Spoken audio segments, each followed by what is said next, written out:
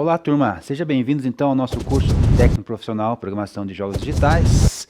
A nossa unidade curricular Programação de Jogos Digitais 1, professor Sidney, e vamos dar continuidade aí na nossa aula, inteirando aí as maneiras diferentes de como programar em Python usando o jogo de adivinhação, tá ok? Vamos lá então, essa aula aqui é continuação da aula anterior de ontem, tá bom? Então vamos dar continuidade aí, encerrar esse ciclo e começar a próxima etapa aí, ok? Então, na aula de ontem, a gente finalizou algumas etapas, alguns conceitos lá, tá bom?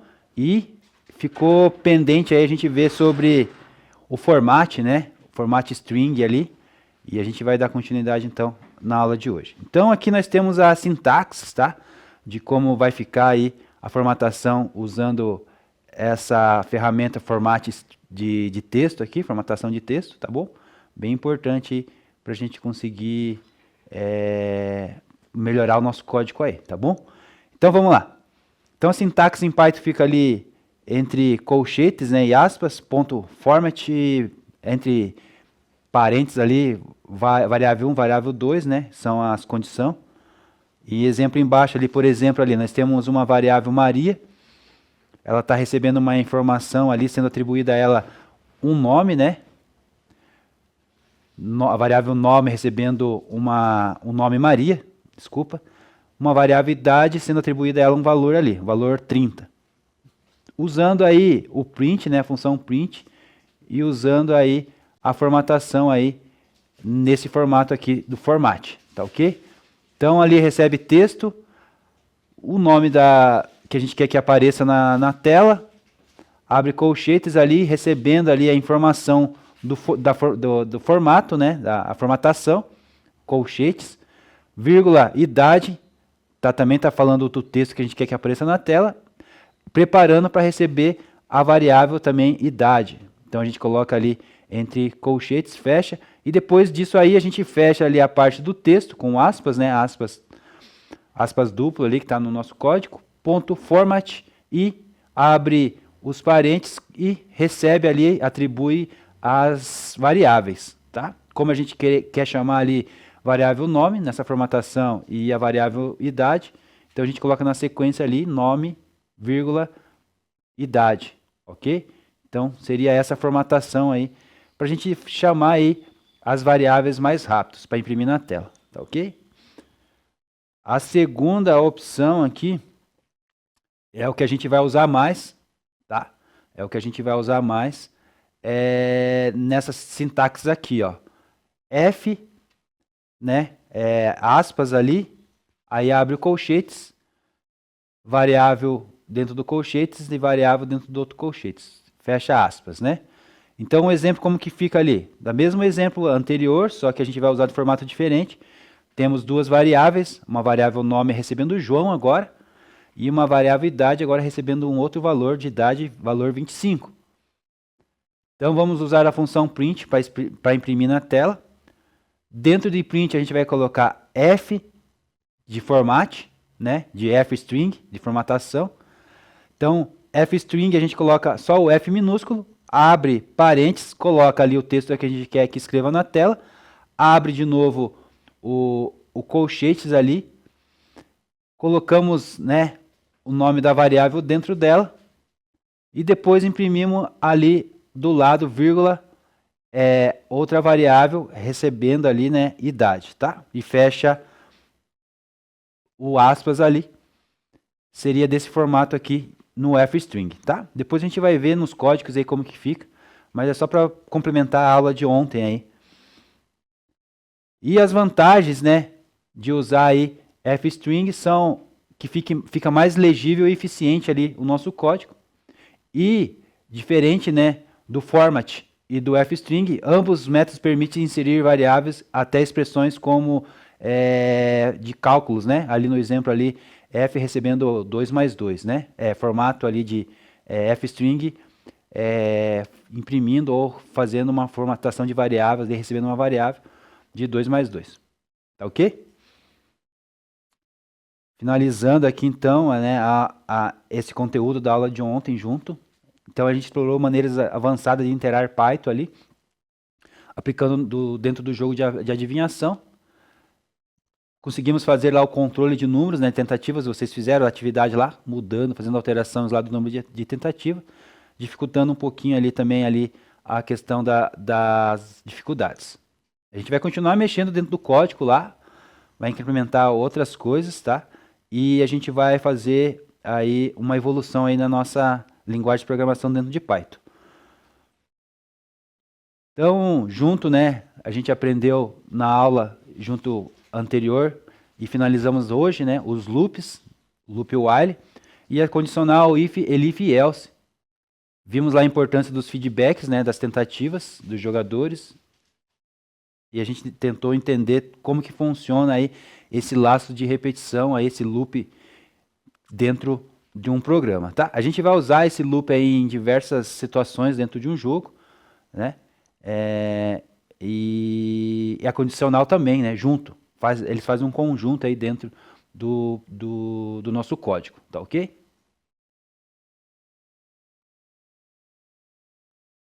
Uma pergunta para vocês aí então aí agora. Pra gente pensar junto. Vamos lá. Como diferentes métodos de interação podem afetar a jogabilidade e a dificuldade de nossos jogos de adivinhação? Considere do ponto de vista do usuário, né? A experiência lá, a empatia no lugar do usuário. Considere a experiência do usuário. Então responda para mim aí. Como diferentes métodos de interação podem afetar a jogabilidade e a dificuldade do nosso jogo, no nosso jogo de adivinhação? Vou deixar aí uns minutinhos aí para vocês discutirem, conversarem com vocês, entre vocês aí, ou até pesquisarem aí alguma sugestão e me responder aí no chat, tá bom?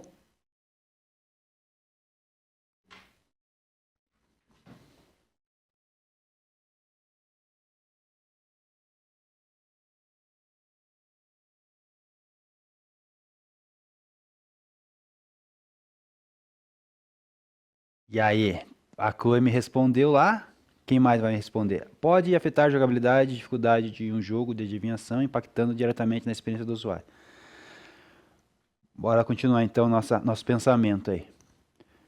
Diferentes métodos de interação podem tornar o jogo mais previsível e desafiador. Essa é que é a intenção de quando a gente cria um jogo. Por exemplo, ali quando a gente usa o laço de repetição, né? O loop ali de números fixos, de tentativas, aumenta a atenção, né, e a excitação ali de quem está do outro lado tentando adivinhar ali os números, né, tentando jogar ali a proposta do joguinho, ok?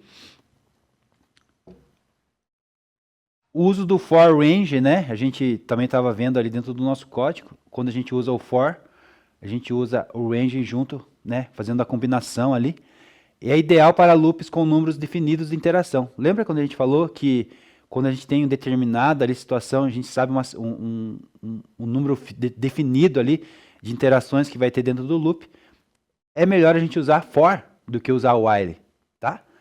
No contexto do jogo ali, a gente tinha for, variável tentativa, daí a gente usa in, né, para chamar o range, e daí a gente coloca dentro da range o máximo de tentativas.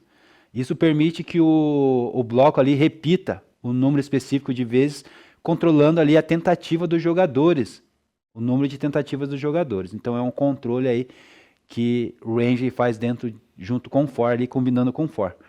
Ok? Até aqui aí tinha alguma dúvida sobre a utilização aí dessas funções? E a variação no loop com while, né? Então a gente pode usar o for e a gente pode usar o while. E quando que a gente usa o while mesmo, né, turma? Além do for, a gente tem o loop while e pode ser ajustado para adicionar complexidade ao jogo. Por exemplo, usando o contador de tentativas em uma condição de saída baseada no estado do jogo, como palpite correto ou fim de tentativas, né? Então isso vai incrementar o nosso jogo, vai dar um pouco de complexidade ali, vai melhorar também a interação do nosso jogador, tá? E dentro do jogo também a gente tinha controle de tentativas, né? Como que a gente ia organizar esse controle de tentativas, tá? Controlar o número de tentativas em um jogo de adivinhação, né? Adiciona um elemento estratégico. Isso pode ser feito definido um limite de tentativas usando um loop for ou while, que a gente falou para vocês, Então, dentro de uma estrutura dessa, a gente pode usar os dois loops, né? Dependente aí de como você vai organizar o código, vai dar o mesmo resultado no final com interações diferentes, né? Então, lembra que a gente falou, existem várias maneiras de codificar, de organizar a tua sintaxe ali do código, do teu script, e às vezes vários resultados, várias tentativas diferentes, mas com o mesmo resultado, né? Então, dependente de como você escreve o código aí, o interessante é só você aprender a organizar o teu código, né? E deixar bem claro ali para quem vai ler ou até para você entender depois ele.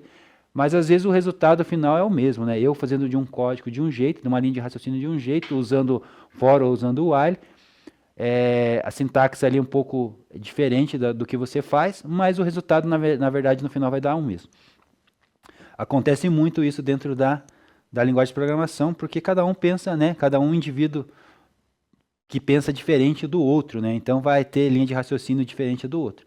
Mas a estrutura de codificação, ali, a sintaxe tem que ser um padrão, a organização tem que ser um padrão e os conceitos aí, as variáveis, conceito de variáveis, conceito de loops e de condicionais são sempre a mesma, né? A estrutura ali básica sempre é a mesma.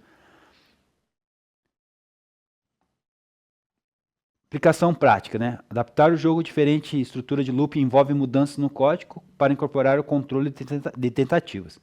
Isso inclui ajustar a lógica de verificação do palpite e condição do término do jogo, tá? Então, aplicar aí diferentes estruturas de loop envolve mudança no código e ajuda a melhorar aí a condição de interação com o joguinho ali, tá? Não só esse joguinho é um jogo simples, né?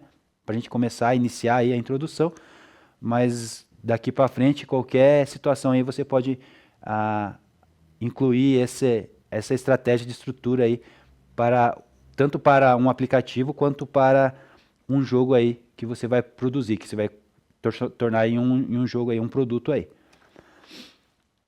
Estratégia de interação, né? Escolher entre o while e for depende do design do jogo. Então tá. Qual que são as estratégias para a gente melhorar ou deixar claro essas interações, né? A gente pode usar o for e deve usar, de preferência, quando a gente tem um número fixo de tentativa, e enquanto o while é melhor para condições de saída flexíveis. Então guarda aí essa informação, é bem importante, tá, turma? A gente ter essa definição aí dentro do nosso coração, da nossa mente aí, tá? Cai na prova também, e não só cai na prova, para você poder usar nos teus códigos aí daqui para frente. Então, a gente é preferível usar o número, quando é um número fixo, usar o laço ali de loop, né? For, tá? Enquanto o while a gente pode ter aí, usar em outras condições de saída mais flexíveis, quando a gente não tem aí essas tentativas aí, esse número mais determinado. Ok? Dicas. Dicas para a gente otimizar aí a questão do código. Elaborar loops eficientes, facilmente compreensíveis que requer prevenção de loops infinitos. Lembra que eu falei que a gente precisa fazer tratativas dos stops ou dos continues ali, né? As paradas e os continues dos loops. A gente tem que definir isso. E a gente tem que definir contadores para que ele possa dar o break ali, para ele parar quando ele não encontrar mais as soluções ali de verificações de condições, a gente fazer a parada dele. Porque senão ele vai se tornar um loop infinito, nunca mais vai parar, né? Adoção de nomes descritivos também para variáveis. Lembra que a gente falou? Se eu estou falando de nomes e vou tratar sobre nomes, eu vou guardar isso em algum lugar, então por que eu não chamar essa variável de nome? Né? Se eu vou tratar idade, e vai ser de números, e vou fazer uma tratativa sobre números, e é sobre idades, para que não usar uma variável idade com o nome idade, né? Tá? Então, assim, nomes descritivos para as variáveis é bem importante. E a implementação de uma lógica de saída adequada, para que encerrar o jogo de maneira clara e compreensível. Por exemplo, né? Encerrou o jogo, fez todas as tentativas ali. Você foi muito bem, mas não foi dessa vez. O jogo acabou, né? A próxima, quem sabe, por exemplo, ou fim de jogo.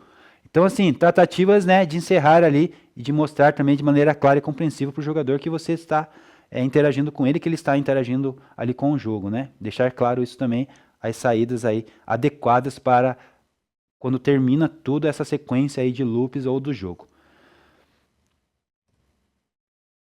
Uma pergunta aí para vocês. atividade para fixação. Qual estrutura de loop é ideal para adicionar um número fixo de tentativas em um jogo? Bora lá? Uns minutinhos aí para vocês me responder. Chloe, letra B. A Júlia, letra B, for. Yali, letra B. Luan, letra B. Quem mais aí?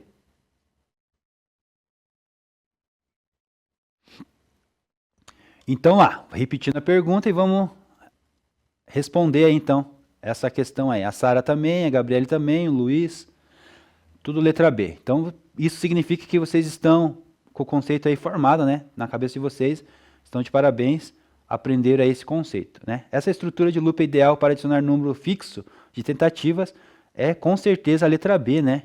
É for, a gente acabou de falar sobre isso e vocês aprenderam aí esse conceito. Parabéns aí, a maioria foi na letra B, que é for, que é a resposta correta. Conclusão aí de toda essa introdução aí, né? Essa entrada aí no mundo da programação, de interação. A capacidade de interar de maneiras diferentes é uma habilidade valiosa em Python.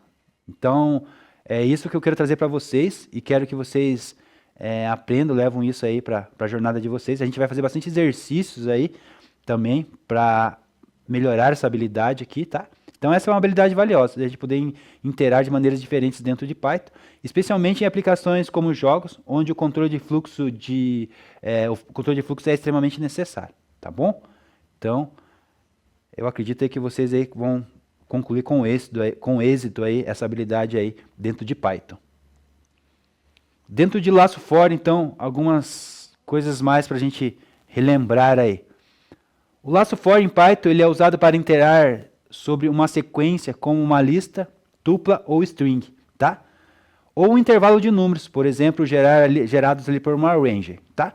Sua estrutura é for variável ali, ó, for recebe variável, e aí a gente usa in uma sequência ali que tem um bloco de código para ser executado.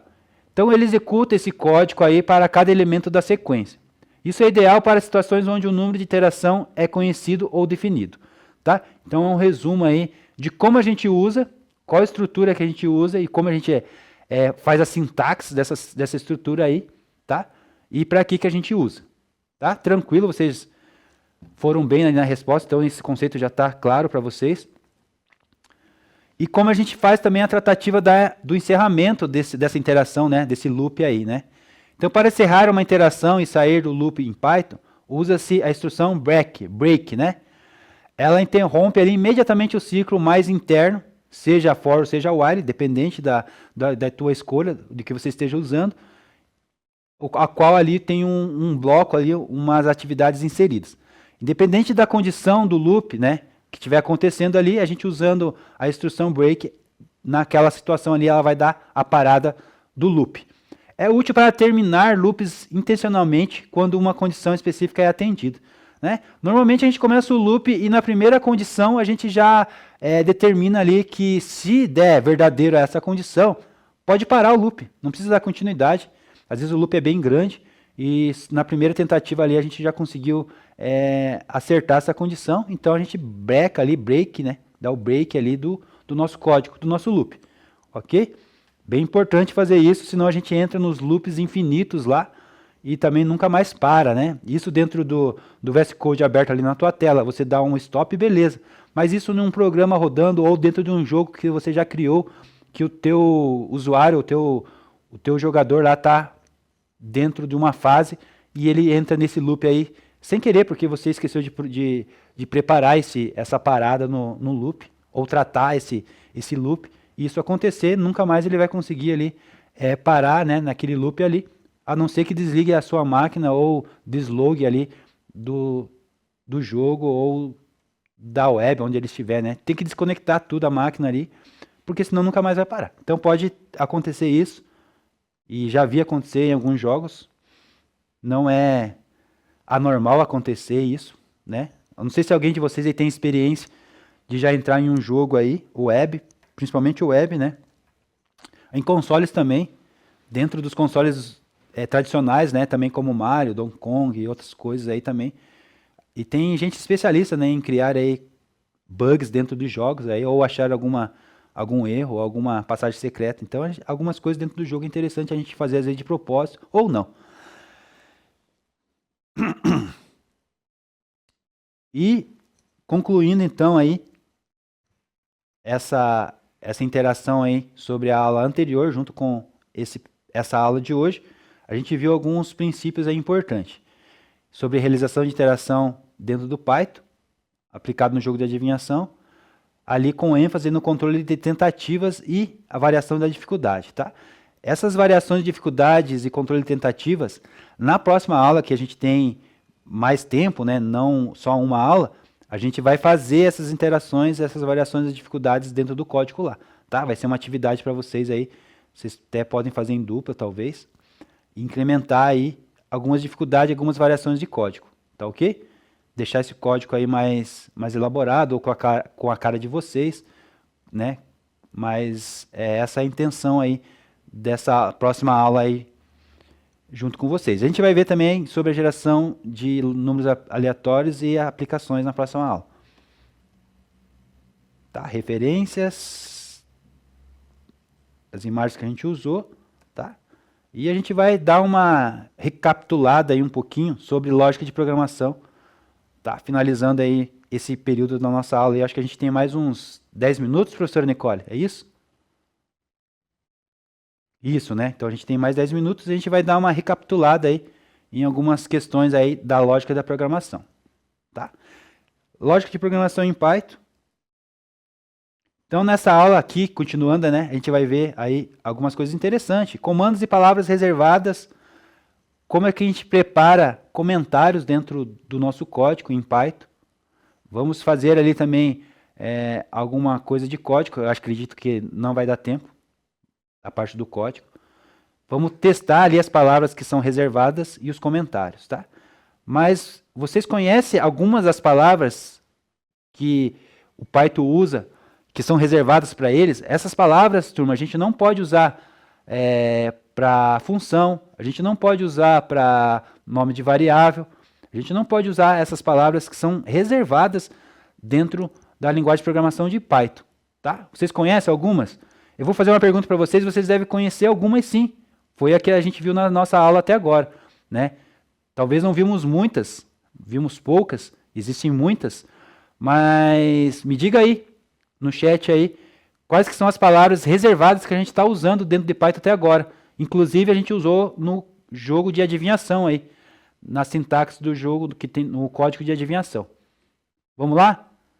Me digam aí algumas aí, umas 3 pelo menos. São palavras reservadas que a gente usa dentro do Python.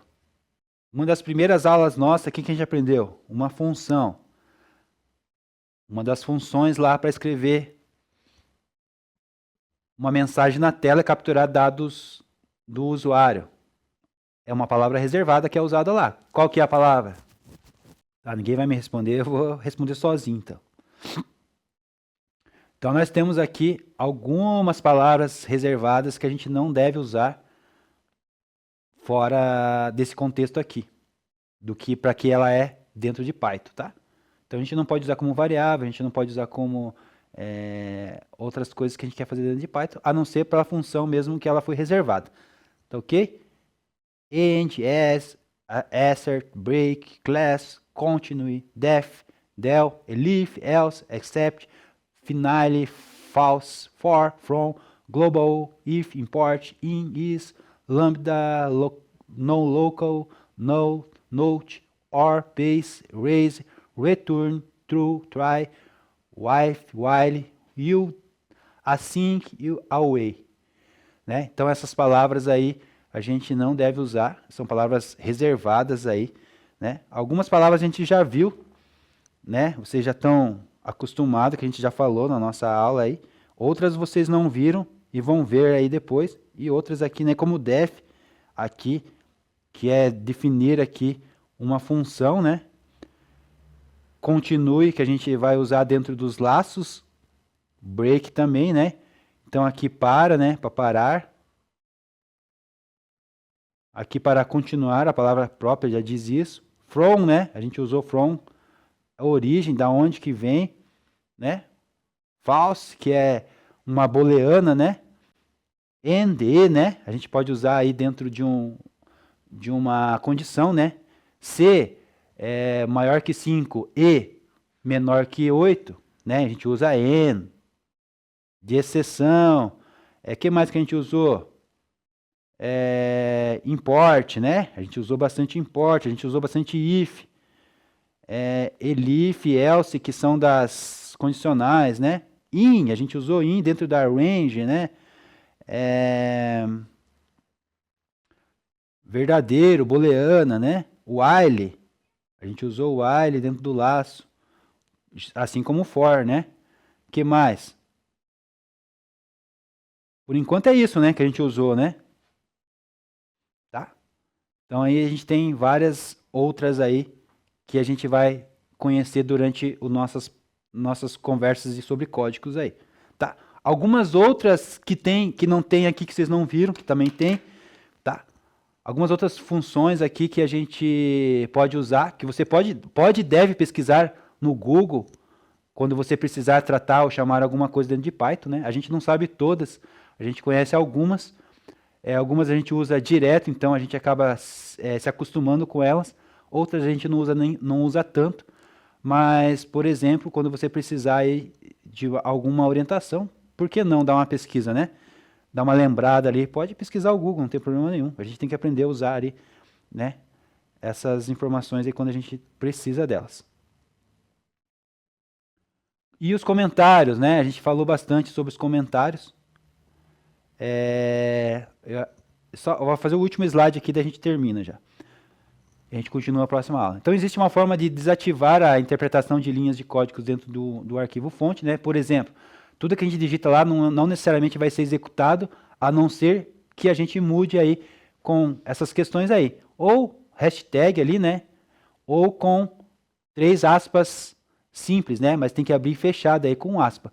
Uma linha só com hashtag e várias linhas você consegue comentar com 3 aspas ali, desde que você feche ali esses aspas no final do comentário, tá? Então, quando tem esse tipo de situação dentro do código, quer dizer que esse código está comentado e essas palavras aqui, essas funções aqui, não vão ser executadas dentro do código, tá ok? Então, a gente continua aí, nosso próximo encontro, né? Essa aula de hoje foi isso aí só. A gente tem lista de exercícios para fazer bastante, mas a gente vai ter tempo aí na próxima aula, tá bom? Então, por enquanto é isso, turma. Obrigado vocês aí. A gente não vai se ver aí amanhã, né? Ou a gente tem aula daqui a pouco, eu não lembro agora. Mas boas aulas para vocês aí. Até o próximo encontro.